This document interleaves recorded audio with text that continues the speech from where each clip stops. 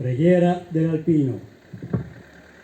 Sulle nude rocce, sui perenni ghiacciai, su ogni balza delle Alpi, ove la provvidenza ci ha posto a baluardo fedele delle nostre contrade. Noi, purificati dal dovere pericolosamente compiuto, eleviamo l'animo a te, o Signore, che proteggi le nostre mamme, le nostre spose, i nostri figli e fratelli lontani, e ci aiuta ad essere degni delle glorie dei nostri avi. Dio Onnipotente, che governi tutti gli elementi, salva noi, armati come siamo di fede e di amore. Salvaci dal gelo implacabile, dai vortici della tormenta, dall'impeto della valanga.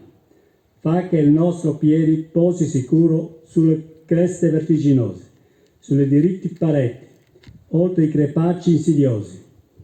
Rendi forti le nostre armi contro chiunque minacci la nostra patria, la nostra bandiera, la nostra millenaria civiltà cristiana.